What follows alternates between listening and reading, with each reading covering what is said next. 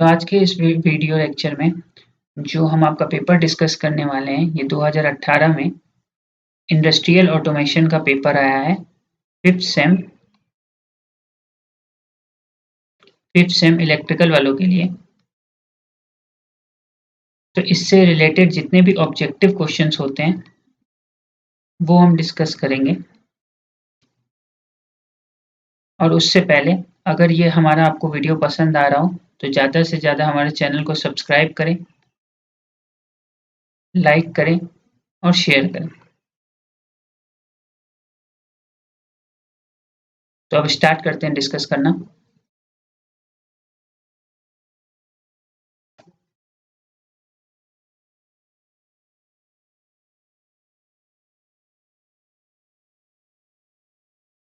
तो सबसे पहला क्वेश्चन है, dash is a part of human temperature control system. तो कौन सा इसमें ह्यूमन टेम्परेचर कंट्रोल सिस्टम का एक पार्ट होता है? Digestive system, perspiration system, ear या leg movement.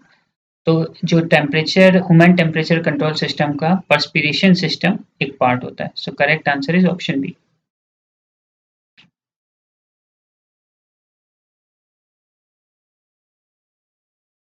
Question number 2, dash is a close loop system. इनमें से कौन सा ऑप्शंस में क्लोज लूप सिस्टम आता है?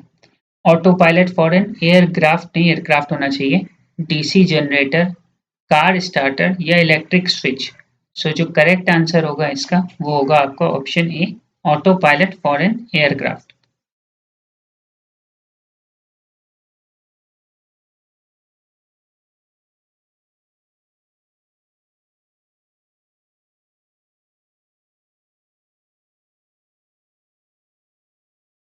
Question number 3, which of the following directly converts temperature into voltage. तो इनमें से कौन सा टेम्परेचर को डायरेक्टली वोल्टेज में कन्वर्ट करता है? ऑप्शन ए है थर्मोकपल, ऑप्शन बी है पोटेंशियोमीटर, ऑप्शन सी है आपका एलवीडीटी या ऑप्शन डी है आपका गियर ट्रेन। सो जो करेक्ट आंसर होगा वो है आपका option A, thermocouple.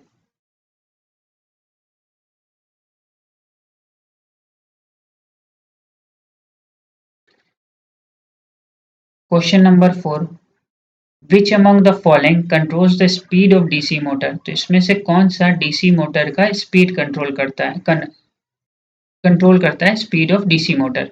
So option A है गैल्वेनोमीटर, ऑप्शन बी है पोटेंशियोमीटर, सी गॉस मीटर या टेकोमीटर। तो गैल्वेनोमीटर, पोटेंशियोमीटर, गॉस मीटर तो वैसे भी नहीं होगा। सो जो स्पीड कंट्रोल के लिए यूज होता है डीसी मोटर की वो होता है आपका टेकोमीटर।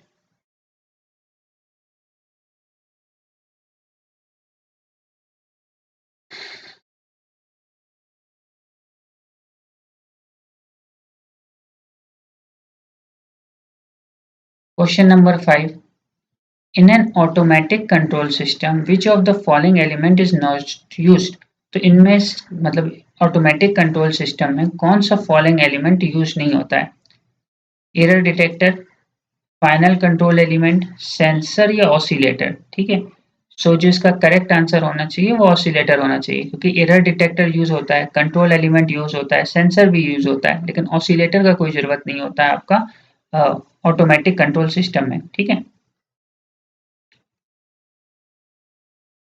क्वेश्चन नंबर 6,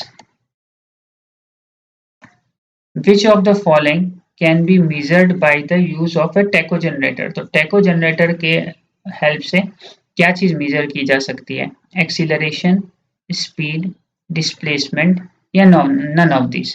सो जो करेक्ट आंसर होगा आपका option B, speed.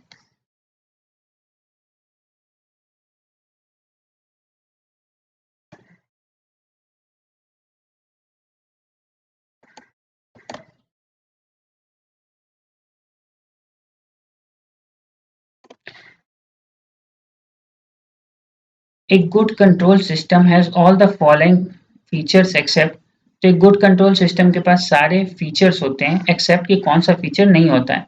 Good stability, slow response, good accuracy, sufficient power handling capacity. ठीक है, तो जिस अगर एक कंट्रोल सिस्टम गुड है या सही कंट्रोल सिस्टम है तो उसके पास अच्छी स्टेबिलिटी भी होगी, एक्यूरेसी भी सही होगी और पावर हैंडलिंग कैपेसिटी भी होगी। तो ये तीन ऑप्शंस तो आपके सही हो गए, लेकिन इसमें पूछा क्या है? A good control system has the following except, कौन सा नहीं होना चाहिए? सो जो सही आंसर होगा वो होगा ऑप्शन बी, स्लो रिस्पॉन्स।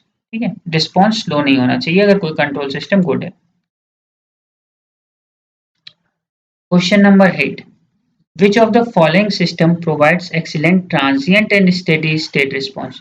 तो इसमें से कौन सा सिस्टम प्रोवाइड कराता है एक्सीलेंट ट्रांजिएंट और स्टेडी स्टेट, मतलब ट्रांजिएंट रिस्पॉन्स भी होना अच्छा होना चाहिए और आपका स्टेडी स्टेट रिस्पॉन्स भी अच्छा होना चाहिए।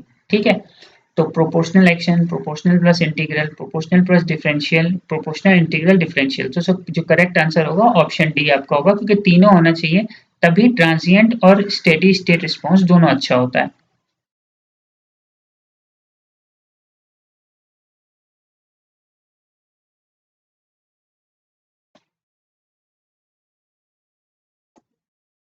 If a finite number of blocks are connected in series or cascade, then how the blocks are combined algebraically? तो वही पूछा है कि जैसे ये ब्लॉक आपका एक है, G1 इसका गेन, मान लीजिए ये दूसरा ब्लॉक है, ये G2 इसका गेन, तो आप इसको कहिए ये सीरीज में है या कैस्केड में है। ठीक है, मान लो ये कैस्केड कनेक्शन है आपकी। ठीक है, तो पूछा है कि if a finite number of blocks are connected in series और cascade, then how the blocks are combined algebraically? तो ब्लॉक कैसे एल्जेब्रिकली कंबाइंड होता है? तो G equals to G1 into G2, तो मल्टीप्लाई होता है एल्जेब्रिकली। सो जो करेक्ट आंसर होगा वो आपका option B.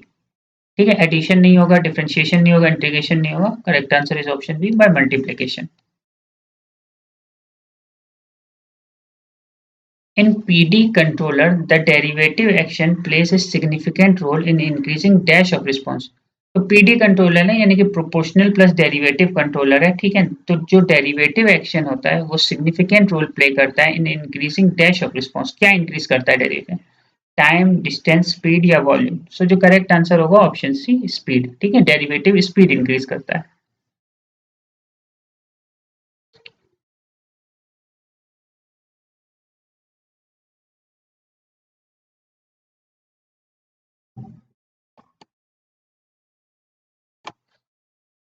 In addition to storage PLC controls, तो स्टोरेज के अलावा पीएलसी क्या आपका कंट्रोल करता है?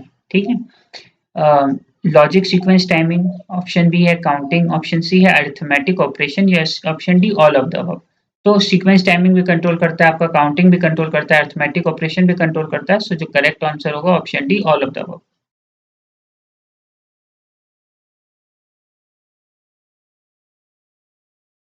At summing point, more than one signal can be added or dash.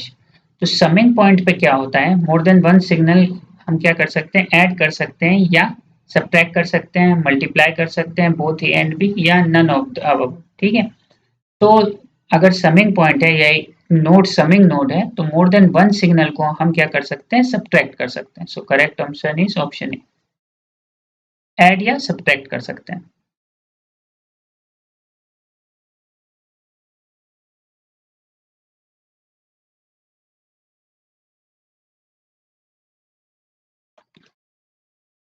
With feedback dash increases, feedback से क्या इंक्रीज होता है? सिस्टम स्टेबिलिटी, सेंसिटिविटी, गेन या इफेक्ट ऑफ डिस्टर्बिंग सिग्नल? तो फीडबैक से हम क्या इंक्रीज कर सकते हैं? आपका सिस्टम की स्टेबिलिटी इंक्रीज कर सकते हैं। सो correct answer is option A. अगर मान लीजिए ये हालांकि इसमें बोला नहीं है कि कौन सा फीडबैक है, बट जब भी नहीं लिखा हो तो आप मान सकते हो कि नेगेटिव फीडबैक की बात हो रही है। ठीक है, तो विद फीडबैक सिस्टम की स्टेबिलिटी इंक्रीज होगी। कौन सा फीडबैक होना चाहिए? नेगेटिव फीडबैक होना चाहिए इसके लिए। Most common use of synchro is as, कि सिंक्रो का कौन सा सबसे कॉमन यूज है?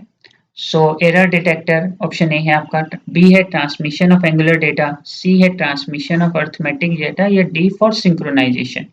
सो जो इसका करेक्ट ऑप्शन होगा option D, for synchronisation.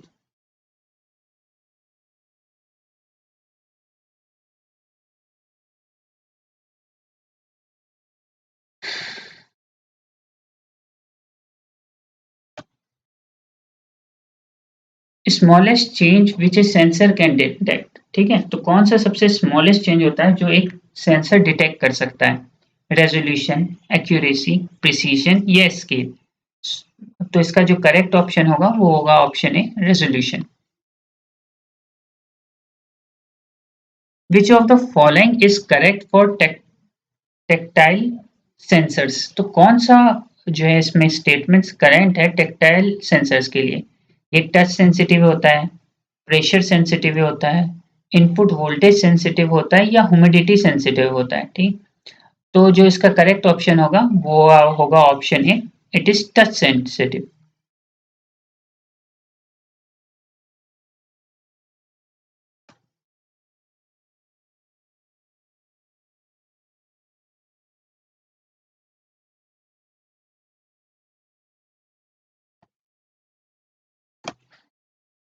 The dash is moved towards the relay electromagnetic when it is on. Armature, coil, no contact या none of these? तो क्या मूव करना चाहिए towards the relay when electromagnetic when it is on? तो जो इसका correct answer होना चाहिए वो होगा आपका आर्मेचर। कि armature is moved towards the relay electromagnetic when it is on. So correct answer is option A.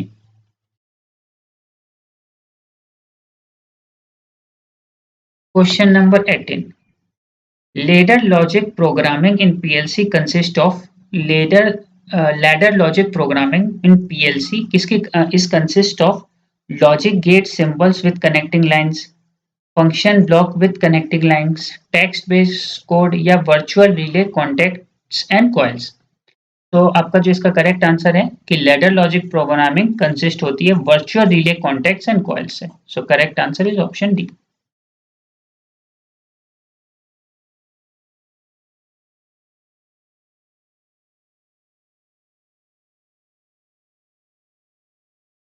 The output signal is feedback at the input side from the dash node. तो output signal feedback होता है input side से from किस node से? Summing node से, differential node से, take off node से या आपका ऑल ऑफ द अबव। ठीक है, तो जो इसका आपका करेक्ट आंसर है वो है आपका option C, which is from the take off node या टेक ऑफ पॉइंट। ठीक है ना, कि आउटपुट सिग्नल फीडबैक होता है एट द इनपुट। जैसे आप ये देख लो, तो ये जो आउटपुट सिग्नल है और ये फीडबैक है इनपुट पे।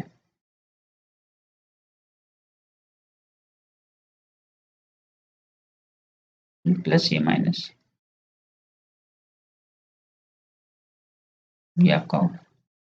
तो आउटपुट सिग्नल फीडबैक होता है इनपुट पे। ठीक है, वही पूछा है कि output signal is feedback at the input side from किस नोड से? नोड या उस पॉइंट को क्या कहते हैं? उस पॉइंट को कहते हैं आपका टेक ऑफ पॉइंट। पॉइंट को क्या कहते हैं? Take off point. एरर और actuating signal is generated in, तो जो एरर या एक्चुएटेड सिग्नल होता है वो किस में जनरेट होता है? ओपन लूप सिस्टम में, क्लोज लूप सिस्टम में, बोथ ए एंड बी या नन ऑफ दिस? तो देखो कभी भी जब ओपन लूप सिस्टम होगा तो एरर जनरेट ही नहीं होगा। आप ऐसे भी देख सकते हो, इसी डायग्राम से दिखा दिखा सकते हो।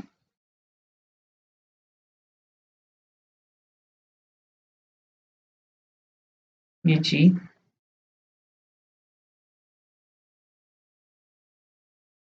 ये प्लस, ये माइनस,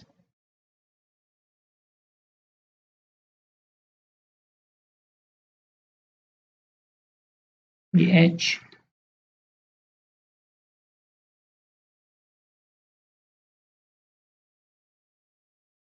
इसी।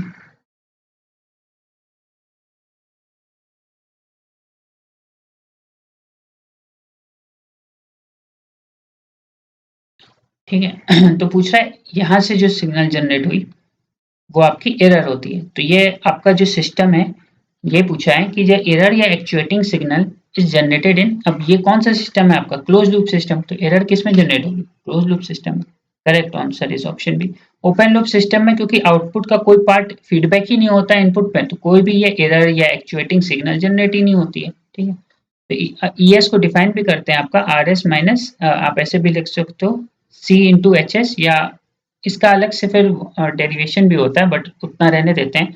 लेकिन इतना देखते हैं कि एरर और एक्चुएटिंग सिग्नल जनरेटेड होता है क्लोज लूप सिस्टम में। So correct answer is option B. तो ये आपके 20 ऑब्जेक्टिव क्वेश्चंस डिस्कस हो गए। और अगर आपको ऐसे ही इंफॉर्मेटिव वीडियो पसंद आ रहे हैं तो हमारे वीडियो को ज़्यादा से ज़्यादा लाइक करें शेयर करें और सब्सक्राइब करें हमारे चैनल को।